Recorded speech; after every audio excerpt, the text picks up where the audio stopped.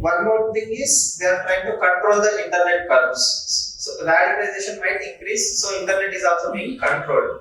So what is the case related to internet controls? Internet shutdowns should not be the first rule. Yes or no? There are other least intrusive measures. You put barricades, you put checkpoints. Then if you feel that because of internet there is going to be a violent attack or a mob violence, then internet shutdowns should be implemented, not as the first option.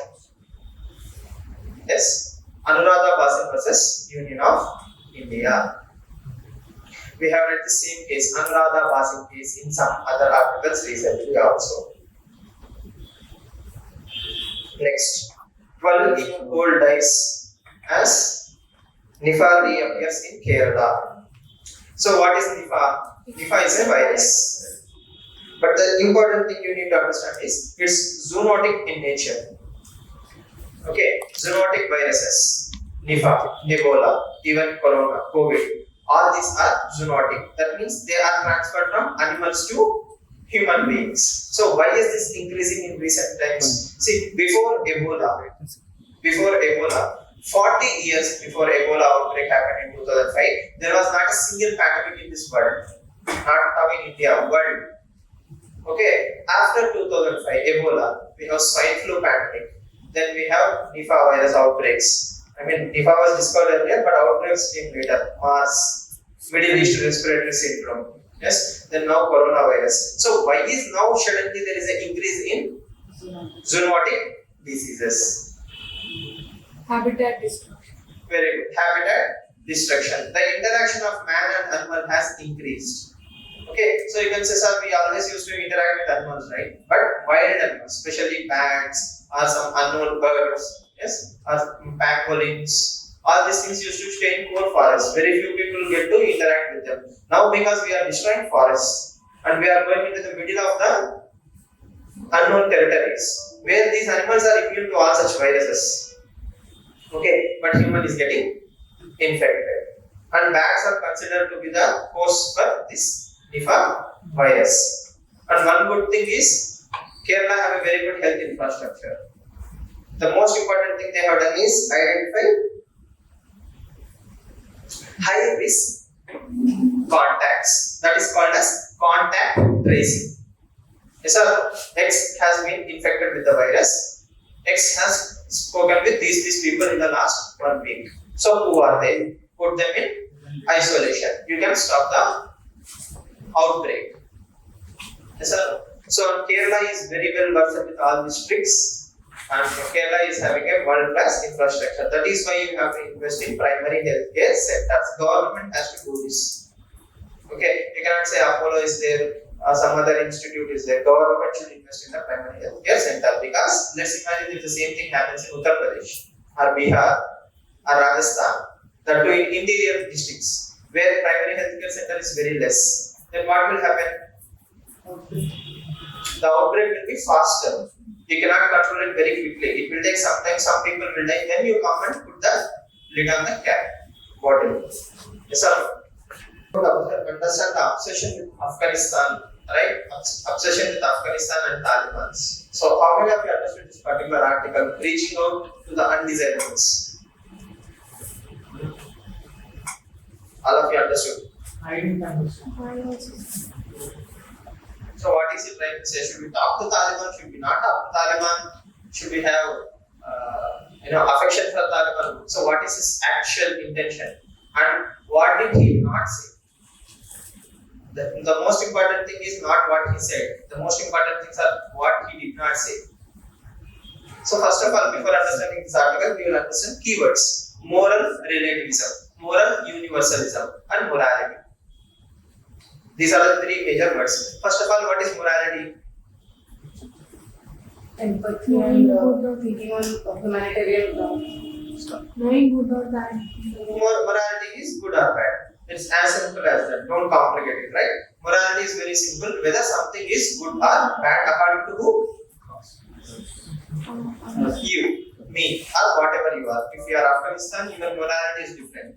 If I'm India, my morality is different. If USA, your morality is different. So moral universalism. See, morality is good and bad. In some families, drinking alcohol is not a big deal.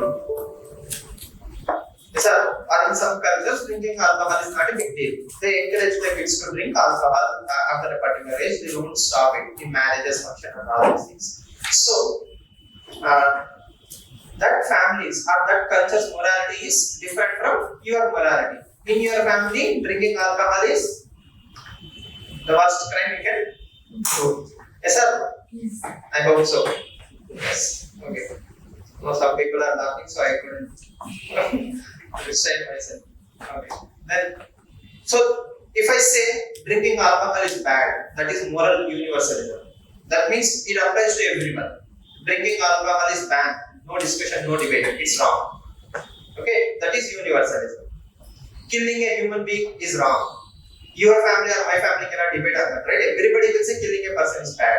But your family and my family may always argue that drinking alcohol is okay or wrong. So that is moral relativism. So moral relativism is from society to society, it changes. From family to family, it changes. Person to person, it changes. Relative. Whatever I adapt. Okay. But universalism means killing human being is wrong. Killing a terrorist, majority of the countries will say it's not wrong. So near universalism, killing a terrorist is near universally accepted. Killing a innocent human being is near universally condemned. Okay, but relativisms are the problems. Why? What may be okay with you may not be okay with me. That is where the frictions will come into the picture. Yes. Now, in that context, he is saying if Taliban is so bad, there are other people who are equally bad. So why are we negotiating with them? Why not with Taliban? North Korea is there. North Korea violates human rights. North Korea violates a lot of international rules and regulations. North Korea is a bad state. It's a nuclear threat to the planet. They can launch nuclear weapon anytime. And they have a reach of 10,000 to 11,000 kilometers. So, North Korea can launch a nuclear weapon to anywhere on the planet. So, it's as good as a terrorist nation. So, when you are okay with the existence of North Korea, why not with Taliban? That is one way to look at the things. Right? I hope all of you understand the ethical perspective of this article. Now,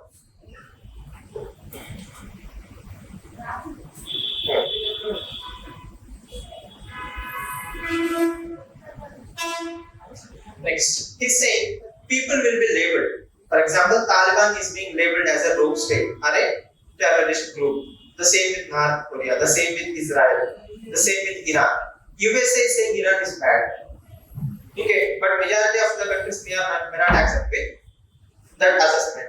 But if I am powerful, I will impose my morals on you. I will impose my morals on you. Yes, sir. So, for example, Victorian era laws. What are Victorian era laws? The British laws, more or less. So, LGBT, lesbian, transgender, gay, all these groupings, right? Transgender, peace. According to Christian morals is wrong. According to Christian morals, it was wrong. So that is why they made it into a law. That is the colonial hangover of section 377. So if I am the lawmaker, I will make laws according to my own morals. Yes, sir. For example, love jihad. Okay, there is no such thing called as love jihad. Okay, it's not empirically proved. But if I am the powerful state minister, what will I do? I can pass a law without any empirical data. Why? I am imposing my morals on the society. Clear moral point of view of this particular article. Now,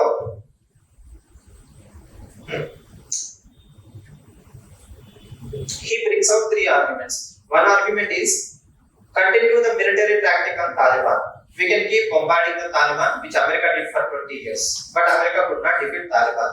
Next, imposing sanctions. Like for example, Iran, North Korea, all these countries are having a lot of sanctions. What is sanction? First of all, understand the word sanction. Let's say, imagine someone as Iran. Okay, I am India. All of you are different countries. So if I have imposed sanctions, if USA has imposed sanctions on Iran, that means if I do business with Suman, you cannot do business with USA. Okay, that means if any country which wants to do business with USA cannot do business with North Korea, cannot do business with Iran. Okay, if you are think about it, India, what do you want to lose, America or Iran? Iran. Common sense, right? Iran. Why? America gives me more revenue, more citizenship, link is there, software industry, lot of things are there. But I also need oil from Iran. Then America might say, okay, it's okay as long as you deal only with oil. The rest of the things, no. But still, that is a revenue loss for Iran.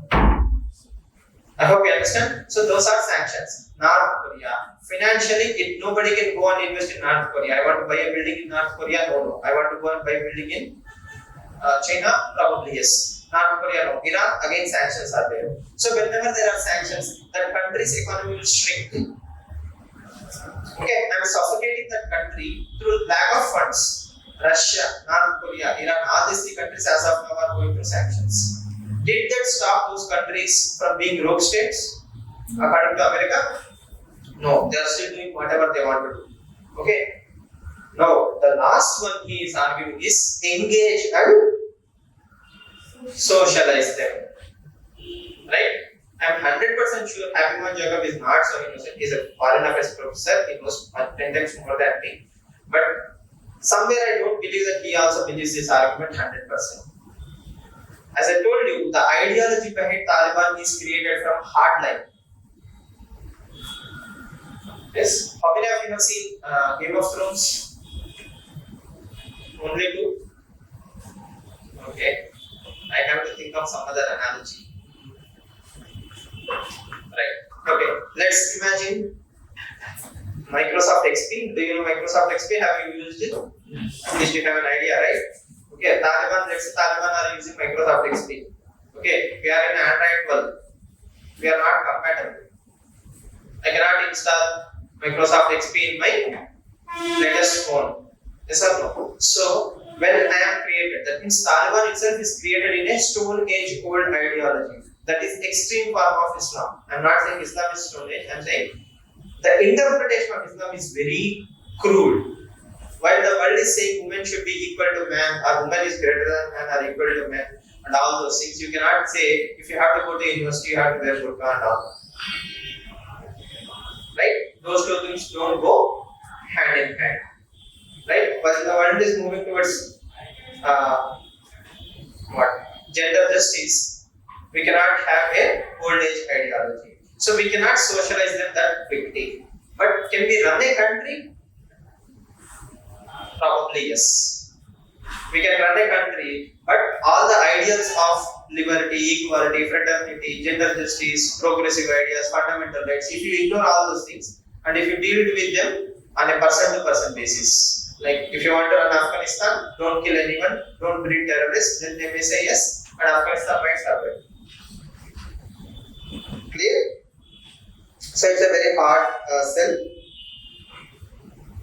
Now, why did Iran and North Korea survive? What did he miss? Why did Taliban survive for 20 years even after American onslaught? Because Pakistan was kind of funding. So there is a Telugu idiom. How many of you don't understand Telugu? Only one. Okay, only two of you. Chitta Shuddhare Shiva Puja Yedara, right? That means in simple ways, it means if you are doing some puja, okay, you have to have heart and soul in that particular thing. Yes, so America never had that intention of eradicating Taliban. America, after a point of time, realized this adventure is done. Osama bin Laden is caught up there. Okay, RBA is inactive. I have to get away. They didn't know how to get away. Okay, that is why they prolonged the war. And the Pakistan support. Okay, and when America was fighting the Taliban, no other country in the world actually gave 110% support to USA. Did America create a global coalition? If it has really intended to create a global coalition, it would have created in 5 days. It would have brought in all the state players, France, USA, India, Japan, every country, and eliminated the Taliban or tried to at least do some sanctions seriously. There is some lack of interest. Then funds from Pakistan, funds from different oil-rich nations. Okay, see, there will always be rich people with religious fanaticism. Osama bin Laden used to get billions of dollars of funding from Saudi oil barons. Why? In the name of religion. Okay, in the same way, why is North Korea surviving? The only country that is protecting North Korea is China. 90% of the 95% of the trade of North Korea happens with China alone. Do you think North Korea can survive without China? Technically, no. Technically, within one night, North Korea will fall. People will beat the rulers themselves. But the thing is, who is supporting North Korea? China. That means there is always a Western interest why these people exist here. Right? So, in the same case, if you are saying Taliban is existing, it's not the greatness of Taliban alone. There is some pattern. You must have heard Leonardo da Vinci, Michelangelo, right? All these great artists. They cannot survive on their own, right? There need to be some pattern. Who? The Medici family. They are the richest family at that time. So, behind every great artist or a group or anyone, there will be some benefactor, financial. So, we have to identify them and put the controls. So, instead of saying that, engage with Taliban, okay, fine. But we should actually focus on Pakistan. This is our golden time to make sure that Pakistan is not getting back to its golden tricks. Right? If we cut the Pakistan angle, Taliban will become very weak. Then they will come to the negotiations according to your rules. Right now, you are playing the Taliban rules. Then Taliban will come to negotiation with your rules. If the mighty Iran can be brought to its knees, do you think a group of terrorist organization cannot be brought down? Right? So this is how you see the entire article. But from an ethics point of view, I think moral relativism, moral universalism is more important. I hope you understood that. Any questions? Anything you didn't understand?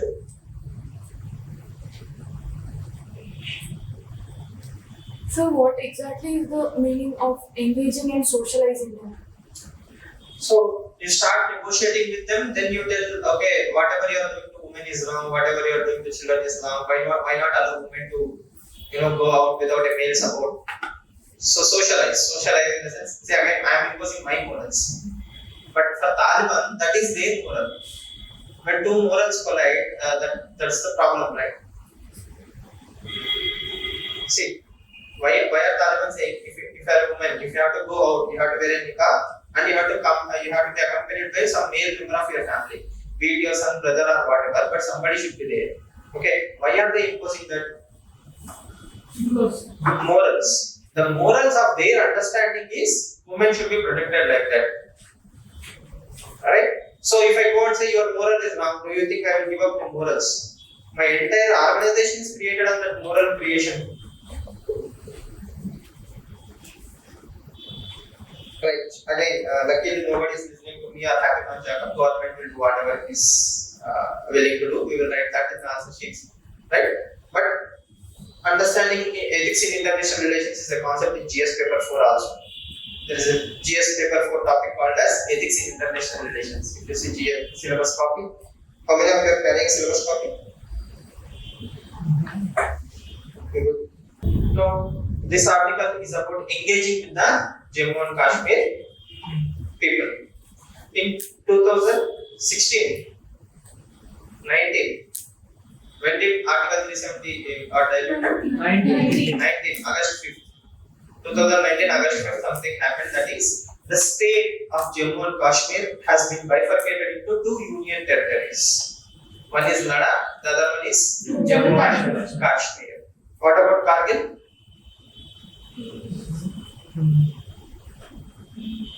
Kargil is in Jammu and Kashmir. Kargil is in Ladakh. Kargil, the part Kargil area is totally under Ladakh. Okay. Next, there are how many union territories in India with the state assembly? Pondicherry. 3. Delhi, Pondicherry. And Jammu and Kashmir. Okay, now Jammu and Kashmir, Pondicherry and Delhi have union territory plus legislative assembly. Okay, so in 2019 August 5th, this has been done. State has been bifurcated into two things. Recently, Prime Minister promised that if things work out, if everything goes back normally, right? If everything goes back normally, we will make you a state again. We will stop making you a 2 union territories. We will again restore your statehood. They did not say time. Okay, it can happen in 10 years, 15 years, 10 months. It's anybody's guess. As long as the normalcy in Jammu and Kashmir is restored, statehood is a promise that has been made. Okay, point number 1. Point number 2. After the breakdown or digestion of Article 370, Jammu and Kashmir was under a severe lockdown for almost 1 year, without internet, without outside access. Okay, the entire state more or less became like a fortress. Nobody can enter, nobody can come out without the blessing of the government. So there is some anger in the people. There is some anger in the people that we could not express our point of view. Okay, so that is why government is not able to penetrate into the Jammu and Kashmir hearts and minds. I told you, right? You have to win back the heart and mind of the people. So local self-government elections have been tried. It didn't work out. Okay. Then are you actually negotiating with the parties? People in Jammu and Kashmir are so angry that they don't want to discuss with BJP. So who do they want to discuss with? Some local party. Right? It's just like Andhra Pradesh or Telangana, right? I want to talk to someone I recognize. Yes, someone from my own state. But that negotiation is not happening between government of India and the local parties of the Jammu and Kashmir. So that is what should be done now. If you re-empower and from their own state cadres, why don't you stay in the hostel and sleep right happily? That's better for you. It's very distracting. I won't mind. It's totally fine. No need to sorry. See again, this class is not for you or me, right? If I am not here, somebody else will come and teach. If you are not here, somebody else will come and teach. The thing is, if you are so bored or sleepy or you are studying so much in the night that you couldn't attend classes, happily sleep in the daytime. Read in the night time. It's totally fine. I am not saying with anger or anything. It's totally fine. I won't mind teaching only 1 or 2 students also. It's never about numbers. Yes. Do you know how many people write UPSC prelims? Just ask. How many people write UPSC prelims? At least apply. Nearly 8,000. How many people apply for UPSC? UPSC 2 to 3,000. See, 15 lakh people apply for UPSC, around 10 to 12 lakh people write the exam, 10,000 people clear it, 3,000 get the interview call, and 90 get into the IAS. Okay, so UPSC is never about number. If you see the success ratio, it's 0.001%. So if I worry about each and every one of you, I cannot teach UPSC. Yes, so 0.001. 1 in 13 people will clear prelims. So if there are 13 people in this room, only one of you are going to clear prelims in the first attempt, going by that standard ratio. So I am not bothered about the 13. I am bothered about that one person who is coming to the class with the intention to clear. Okay. So again, genuinely saying, as a friend, as a mentor, if you are sleeping, stay in the hostel, happily sleep. No issues for me. Okay. Next. Now what is happening is, as long as we don't negotiate, that anger can be radicalized. Yes, sir. As long as you are not venting your seat, in Bipin Chandra there is a chapter. Indian Congress was created as a pressure cooker. All of you have seen pressure cooker, right? So when you forget, when you put the pressure cooker with something in it, what will happen? The cooker will blast. Yes or no? Inexperienced people will do all kind of things with the vessel, right? So why do we have a vessel? The vessel will keep venting out, which means anger is being released in regular intervals.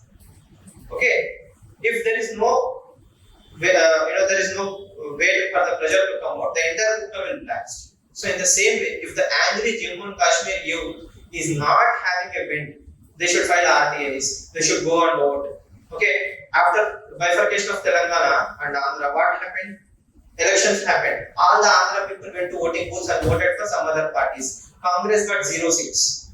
So the frustration of Andhra people went out somehow.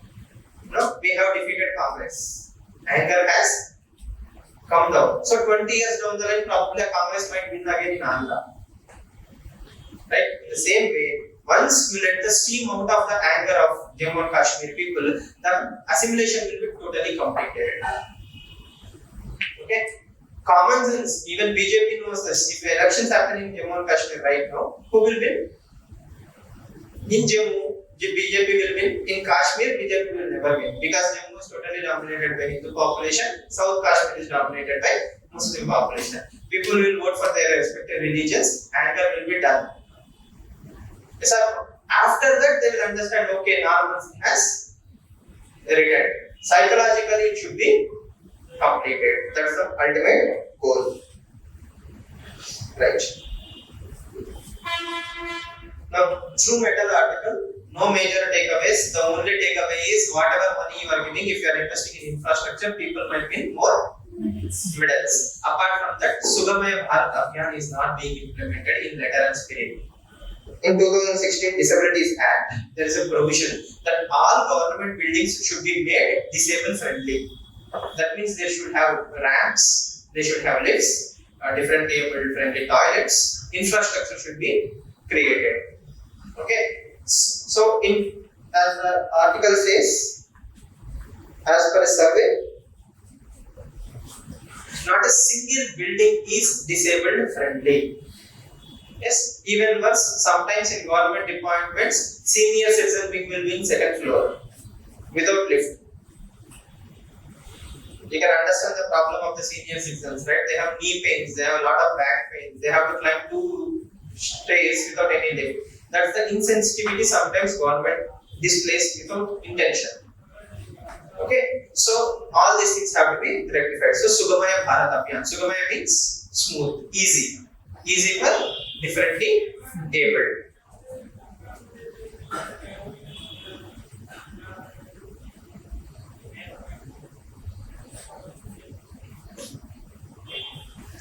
The key to revitalizing India's reservation system. Now, what is he trying to tell you? Sir, of course the reservations are given, but only some come of OBC. There are some thousands of castes. Only few 30-40 are enjoying continuously the reservation, and few are still deprived of the opportunity. So. Do you remember the chart I had drawn? Creamy layer chart in the class? Yes. In the same way, if you see this particular empirical data is from Rohini Commission, Justice Rohini Commission. So she brings out this data that very few sections of OBC classes, not castes. Remember that word? Classes. Castes are different from classes. Other backward classes. All these are different classes.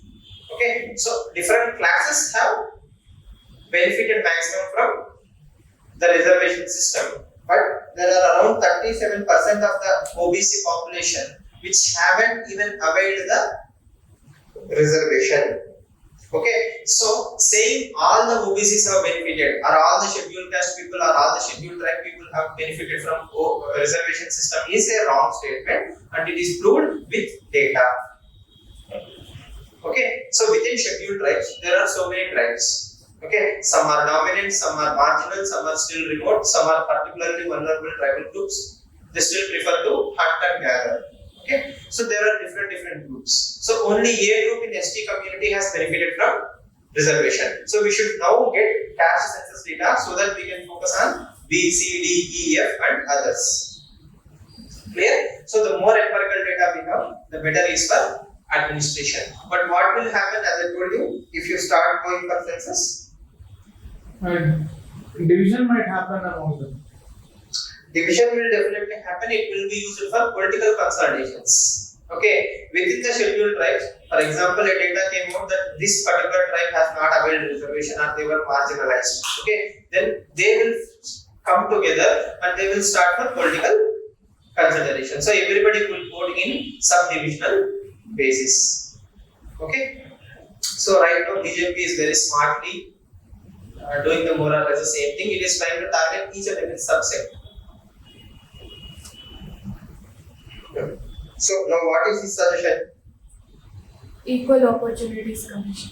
Equal Opportunity Commission. Okay. See, but the problem here is these inequalities cannot be overridden in a lifetime. Okay, sometimes it will take generations. Let's say Safai Karmcharis. All of you know Safai Karmcharis, right? Safai Karmchari is someone who cleans the toilets. Okay, that community is the most marginal. They are not even allowed into the villages. Their houses will be outside the village. They should not enter the village. If let's say such community is brought into the discussion, okay, they are provided with reservation and all those things. But she has to educate her son. He has to get a job. Then he will uplift his or her family. Okay, like this, it will take a generation of cycle to bring all these people into mainstream. On one hand side, if you see national monetization pipeline, privatization, automation, and all these things, what is happening? Government jobs are coming down drastically. Okay, on the left hand side, we want to bring everybody into the inclusion. So, in 1970s, when reservation system was created, as Mandal Commission and all these things were happening, public sector units were established. Why public sector units? Because they will have reservations. Okay, and marginal sections can be uplifted. Right now, even if I sub-identify subcategories and all those things, do I really have that many jobs? Yes. Okay, but jobs is just the tip of the iceberg. But marginalization is still a true thing. So what can be done? Those communities should be identified still, and they should be made into entrepreneurs. More funds should be given. Self-help groups should be created. They should take care of themselves, right? They cannot depend on the government goals forever. Yes or no? So that is why we have to identify them, not for jobs, but for a greater purpose, that is to empower themselves. When everybody makes money, India makes money. When everybody grows, the state grows. When states grow, India will grow. You cannot have one Ambani and 99 crore poor people. Yes, sir. That money has to be distributed. Again, I am not socialist or communist. I am saying everybody has an opportunity to make money. At least that opportunity should be provided. Yes. Still, see, while we are studying about white hat junior coding, 21st century automation, still if you see the traffic signals and all those things, the children are playing with the same ribbons, the same things, okay? They don't even have proper clothes, okay? What kind of future do they even have? They cannot even compete with anyone. Yes? Within the rural and urban divide, if you see, even now, still the schools will teach you the same thing. Input is mouse, output is monitor, where people from privileged families, from day one, the children will start swiping, right? You must have seen this action from the kids. Why? They think every device is a touch device. Okay, you understand the difference. So for such people, we need to identify and empower them. The more we empower, the stronger the state will become. Okay. Sir, before going into this aspect so you are quoting this empirical data from Justice Role Commission. So, and while discussing the moral relativism and giving the example of love jihad, so they are saying love jihad existing because they believe in their morals, and people are saying love jihad do not exist because there is no empirical data. There is empirical data. After Uttar Pradesh government has passed a bill. Okay, in this article I actually wanted to discuss this point. In this article there is a point which says I can pass a bill without deliberation. Uttar Pradesh, Gujarat and other states have passed love jihad bill. Okay, after this, National Human Rights Commission or some other NGOs conducted a survey. 16 cases which were booked under love jihad. Okay, only one case was found to be false. And that too not for jihad, he falsified the data. The rest of the 15 cases were love affairs. Just because a Hindu and Muslim are loving each other, that does not make it a love jihad. Okay, sir, let's say That's record is there. You can Google it. yes, sir. But let's say some other problem exists, and it is very difficult for us to put a commission. By the time we get the empirical data and take an action on it, that becomes very rampant. So how do we take an action on that? I totally get what you are trying to tell you, but you know what is freedom? What is freedom? What is when Constitution gives me freedom? Okay, or when my Sanatana Dharma gives me freedom? What is freedom? choice. We can do what we It's the want. ability to do mistakes. Yes or no? When I do stupid things, okay, that is when I learn. If a 19-year-old girl, if a 19-year-old, let's say girl from a different community has been brainwashed, okay, then she is converted into a terrorist or something, okay, she will stand as a lamp post for the rest of the community. You know, this happened, right? So right now, there is a case going in Kerala where 4 women from Kerala went into ISIS. They were radicalized, they went to ISIS, they become terrorists. Now that ISIS is dead, they want to come back to the country. Even if they come back to the country, they will be thrown into the jail, not giving them, posh treatment and all those things. So they have done a mistake. They are being punished. And it's their freedom that made them do their mistake. Now you want to take away that freedom. Because you are afraid that that freedom will become a widespread event. But that is not so true. You understand the difference, right? No, sir, but what I'm saying is, I will tell you what you are trying to say. Sir, if we don't impose love jihad, for example, hypothetically, love jihad might become a prevalent issue. yeah, maybe. I understand it perfectly, right? So, love jihad may become a prevalent issue. I'm telling you, in a state like Uttar Pradesh, where Hindu and Muslim populations are very high and the education is low and all these things, there itself, love jihad is not empirically proved. Just because someone loves a different person, that does not automatically translate into love jihad. Okay, what you actually want to say is, you should not marry the other religion. That is the entire intention behind the bill. Okay, don't even think about marrying a person from other community. I will make your life a hell. That is a sublime intention behind the bill. Then you are taking away the freedom. And Constitution is about all the things. Constitution says if you want to do a stupid mistake, you are free to do a mistake. When you come back, my heart is so big that I will accept it. Right? The problem is, I will tell you the simple understanding. We should not be worried only about love jihad. We should be worried about not Father, Lord Rama. Who is Lord Rama? Idol. Idol means something to be emulated. I say Jai Sri Ram. I go back, drink and be with my wife. That is the real problem. We never discuss about that. If you are so worried about Hindu women, we should also be worried about all the Hindu women who are getting beaten with their wife by husbands. We never discuss that. We happily ignore that. Yes or no? You will hear the fighting of husband and wife in your neighborhood. Did you ever go and stop them? No. Why? It's a domestic matter. Yes or no? But we should be equally worried about all the Hindu women who are being beaten by their husbands. What happened to their honor? Right? So that is cherry picking. I hope you understand. So the intention is not to uplift the honor of Hindu or Hindu women. Their intention is to gather votes. Yes? I hope all of you understand. So again, if I expand it beyond Hinduism, I will say Constitution. Constitution says no husband should beat women. So if X is husband, Y is wife, irrespective of her religion, beating her is the wrong thing. We want such a society. So why not we go higher? Why should we go low? Right? So worry about all women. Then I will be the first person who will be supporting all the bills. Yeah? Yes? Okay. Now I hope you understand the duplicity of that entire thing, right? Okay.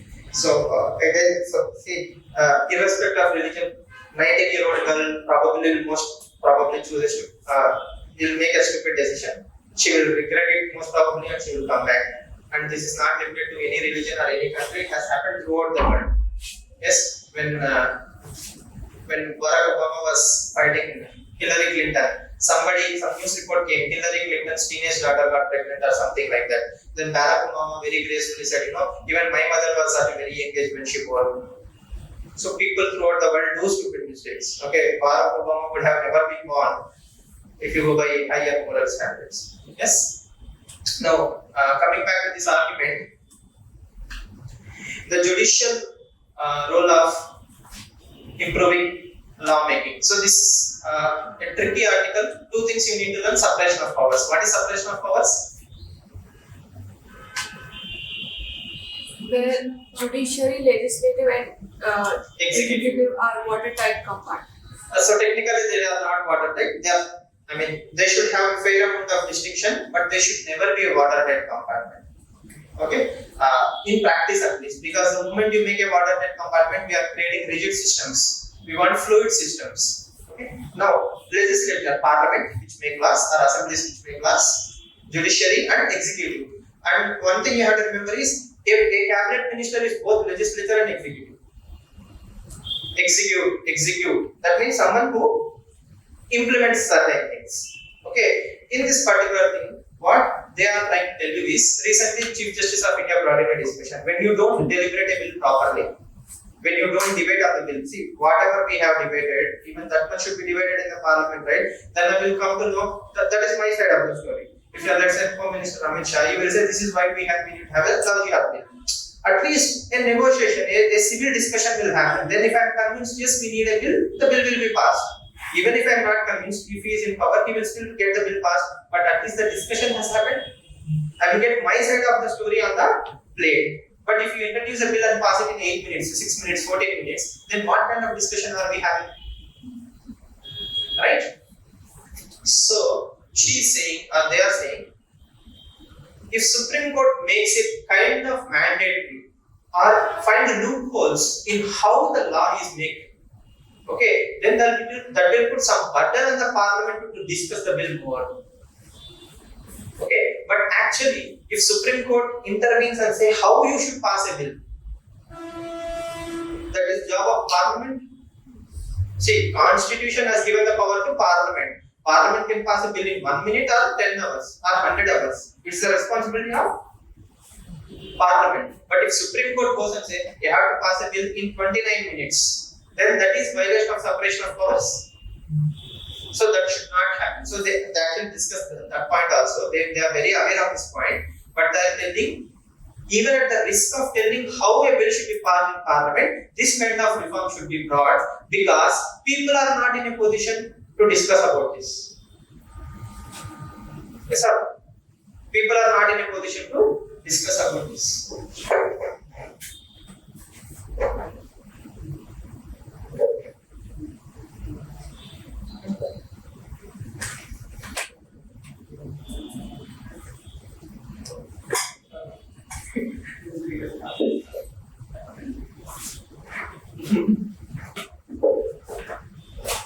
Correct. So where was it? So yeah,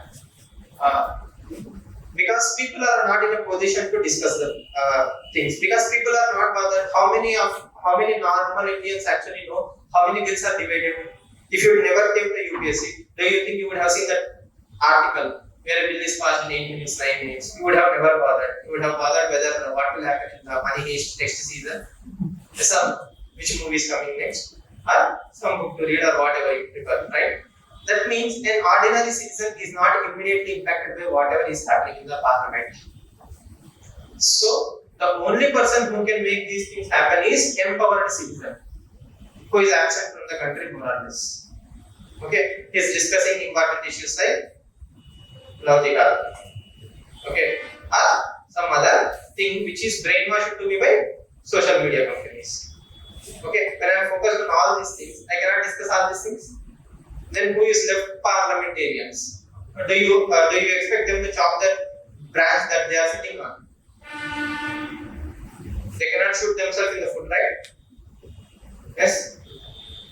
Then the only person who is left is Supreme Court of India. But the long-term solution to this is not Supreme Court's intervention. With all due respect, the long-term solution is Parliament making amendments to its own rules. Its own rules. In the sense, if a bill is having pan-India impact, okay, it should be compulsorily sent to standing committees. There should be a rule. For example, Aadhaar bill, DNA bill, interstate river water dispute bill, such bills which have pan-India impact. That means it will affect each and every person in this country. Those bills should be compulsorily sent to standing committee. Standing committee means a group of MPs who will discuss the bill outside the parliament. they will bring in experts. They will bring in geologists, dam experts, water conservationists, the state CMs, etc. So all the people will come there and discuss with the standing committee, and they will submit a final bill, draft bill to the parliament. Okay, this is what you should pass. Then again that bill will be discussed with the parliament. This will be more powerful, right? Why? It has been discussed with almost all the stakeholders. Okay, but if a debate is directly happening in the parliament, there may or may not be a subject expert. Yes. So there may or may not be a subject expert, but the subject expert might be from opposition party. He may not get all the time to discuss the bill. So all important bills should be compulsorily sent to standing committees. Then one more rule should be all trivial bills should be minimum discussion for 30 minutes. There will be trivial bills like changing the name of some public sector enterprise, okay, which won't have any impact but for that small organization, but still they have to be made amendments. Okay, such trivial things should have a minimum time of 30 minutes. That means 30 minutes compulsory discussion should be happening. These two rules, who should change? Parliament should change. Why? So that in future Supreme Court of India's Chief Justice won't come and blame you. And you are also creating a huge historical legacy. In Prime Minister Modi's time, this historical reform has been introduced, which made democracy stronger or weaker? Stronger. So why are you objecting it? Because nobody proposes such kind of bill. Clear? Right? So if Supreme Court intervenes, it will become, temporary compromise. Just because Chief Justice said I will temporarily resign, the moment he retires or some favor to Chief Justice comes, I will pass another bill and say such restriction should be removed. But if you make a structural reform, you are reforming entire democracy. Yes. See, you understand the importance of standing committees, right? Standing committees can have 3 to 6 months time to debate one bill, and it can up to literally every stakeholder. You can bring in foreign experts, NGOs, civil societies, common people, experts, subject specialists, opposition party members, critics, media. You can throw it to public. Everybody can discuss, deliberate for 6 months, then bring a wonderful bill and pass it. Right? Then line by line you can discuss that bill very quickly in the parliament also. So that will be like double accountability. Clear? Intention is correct, but they are being very pragmatic. But for UPSC, that kind of pragmatism doesn't work. We cannot say breach, separation of powers. We have to empower the institutions. Okay. But that is delaying the decision-making process. No, who said so? See, I will tell you. Let's say you have a house. Okay, you have a house in the low area of Bhadrachalam. Suddenly, government decided to construct a dam. All your house will be vanished. All your lands or houses will be vanished. So there is a bill in Parliament which says Land Acquisition, Rehabilitation and Resettlement Bill. Land Acquisition, Rehabilitation and Resettlement. Okay, I passed that bill within 6 hours. Let's say, for example, I didn't deliberate. What is the problem? You never knew.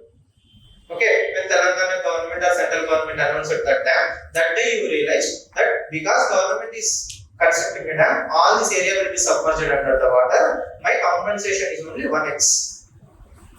That means if your house value is 1 lakh rupees, see there are two important things: land value and real value. If you go to a land, the land is 1 crore rupee. The broker will say 1 crore rupee. But in government office, revenue office, you will show it as 40 lakh rupees. And you will pay stamp duty for 40 lakh rupees only. But real market value is 1 crore. 1 crore. Stamp value is 40 lakhs. 60 lakhs is black money. Okay, when your house is submerged, you will get how much?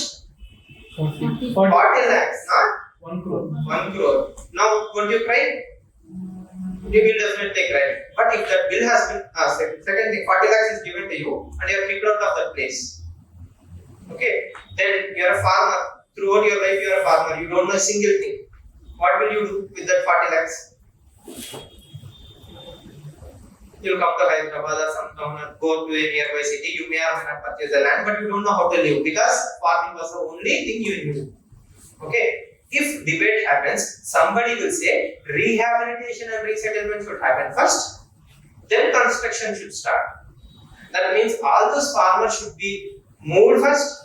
If land should be given, once they start doing farming elsewhere, then you occupy this old land. Yes or no? Then you will have some responsibility to rehabilitate and resettle. But first, if I give you the land, then say rehabilitate and resettle like you will see some other time. You won't be reckless, you will be reckless, right? And compensation will be 4x. Yes or 4x. That means they know such kind of stupid deals will happen, market value and real value. Even in such cases, 4x means you are getting 1.6 crores or more than that sometimes, right? You are getting compensated very nicely. So, how will I know I have to include all these things? The democracy delays because not of the parliament but for the last man in the line. The bill is not made for Prime Minister Modi and me or you. The bill is made for the person who is actually going to be affected. You have to think from his problems, his point of view. Unless and until you don't include everyone, what will happen? Such kind of problems will happen. So democracy is never slow. Democracy is the best form of government available. Whosoever says dictatorship should be easy. I will tell you 2 examples. Sudden lockdown and demonetization. Both are more or less dictatorial. What happened? Software. They are good. Intention is good. Nobody can criticize the intention slot and the existing ATM slot are 2 different things. Okay, that is a blind spot. Nobody could have dreamt. But if that was, let's say, parliament bill, you talk to the experts, they will say, sir, new note is like this, old note is this. There is a difference between these 2 things. It won't work in the ATM. Why did demonetization took so much time? All the slots in the ATM has to be changed manually. It took 6 months. In the 6 months, what did people do? They converted all the old notes into new notes. So $15.6 billion which went out also came back as $15.5 billion according to RBI. So the only black money that was eliminated is $0.1 billion. After all that huge exercise. You understand the point, right? As a human, I am bounded by my rationality. That means I cannot see everything. Prime Minister Modi does not own an ATM. Right? Prime Minister Modi does not own an ATM. He doesn't know what is the size of 550 note. The same is with shuttle lockdown. His intention was perfect. Okay, but nobody told him that there are migrant laborers. Right? But if there was some kind of discussion or deliberation, somebody could have pointed out, sir, probably all these people who are staying in Delhi are not from Delhi, they are migrant laborers. For 2 to 3 months, if we lock down, what will happen to them? See, you cannot go to a illiterate person and say, I will provide you food, please stay there. Will he listen? You understand? So democracy is slow, but it works for the last man in the line. Are we clear? I hope you understand. That is why we have to debate parliament bills thoroughly. Yeah. Right. So we'll continue the discussion. There are no many articles. This one is covered more or less internal security. This RSS article, I don't even know what to say. So, could you brief me for doctrine of presumption of constitution? Doctrine of presumption of constitutionality. Okay, it means Supreme Court is saying, when a bill is passed in Parliament is taking all the care in the world to take care of the constitutional provisions. As I mentioned, it is thinking about the last man in the life, right to dignity, everything is being taken care. Such kind of bill is being passed, where constitution spirit is there. Okay, doctrine of constitutionality assumes that spirit of constitution has been imbibed, respected and valued. So when a bill is passed, each and everything has been discussed, thinking of the last man in the line. So again, I don't have to tell them how to think. But in reality, what is happening? You introduce a bill, the bill is being, just passed without proper verifications. Right.